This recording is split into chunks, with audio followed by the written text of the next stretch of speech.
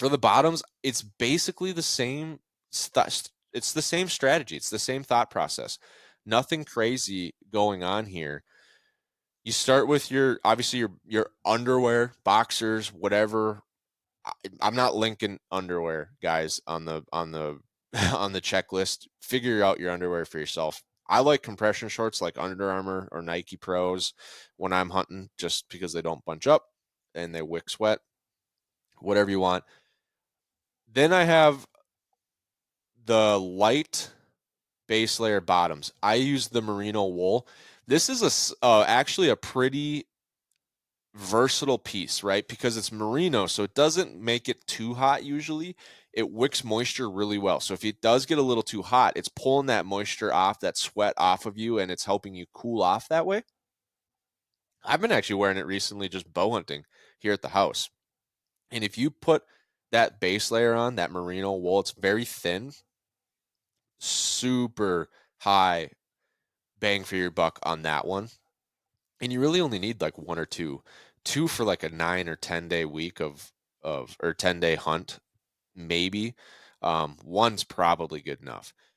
So so if it's super hot, I'm wearing, and maybe I'll back up. If it's super hot, right? Underwear, I have a couple different pants, light duty or heavy duty, or I say medium duty. If it Nebraska, 100 degrees, I was wearing my light duty pants. I think those on the Sitka site, I'm so bad with the names, and they change them every now and then. Um, my lightweight pants, they changed the name again. They might have Traverse. I think I'm running the Traverse. It's super thin, super lightweight, a really early season pant for like lots of walking and hiking. Um, that's what it's basically made for. It doesn't have a lot of warmth protection.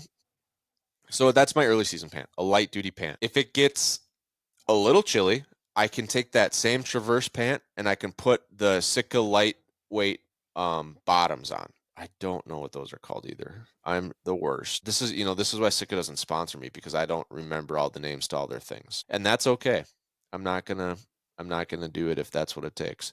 I missed it. It was called Baselayers. Hunt Big Game Baselayers. And I'm probably gonna be right. Yep, Core Lightweight Bottom. That's what it's called.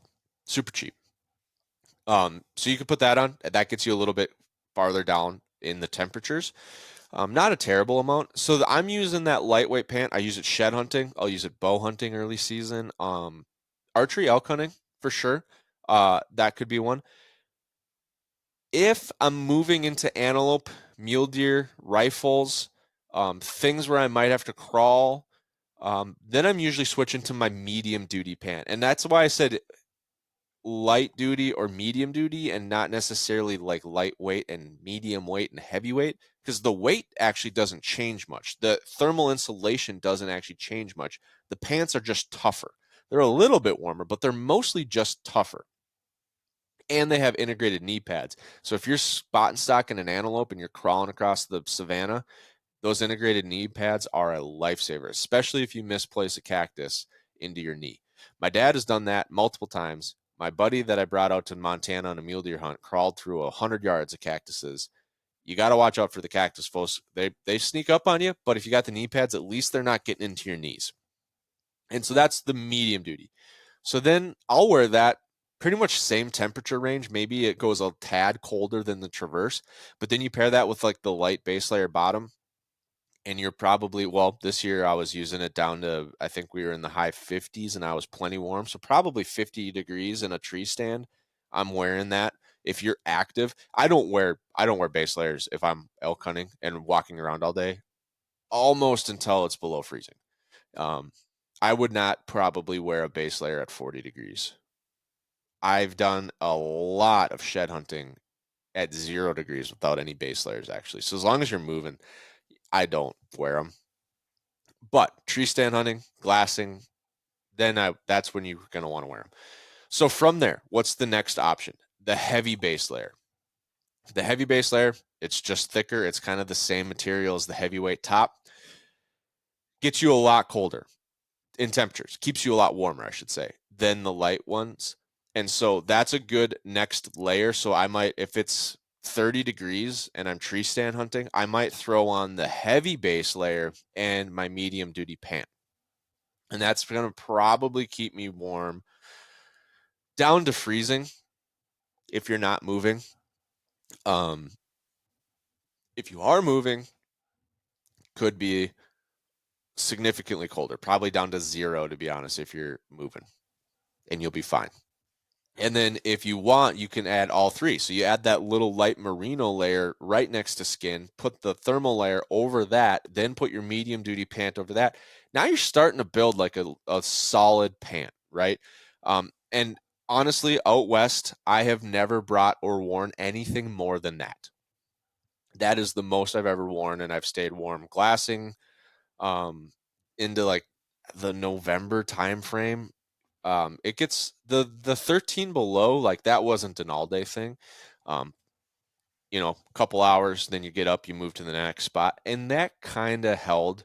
It wasn't the best, but it's doable. So that's what I'm wearing for the pants. If it gets colder than that, I do have a pair of Dakotas, which are actually from the waterfall line, but that's kind of like an insulated pant.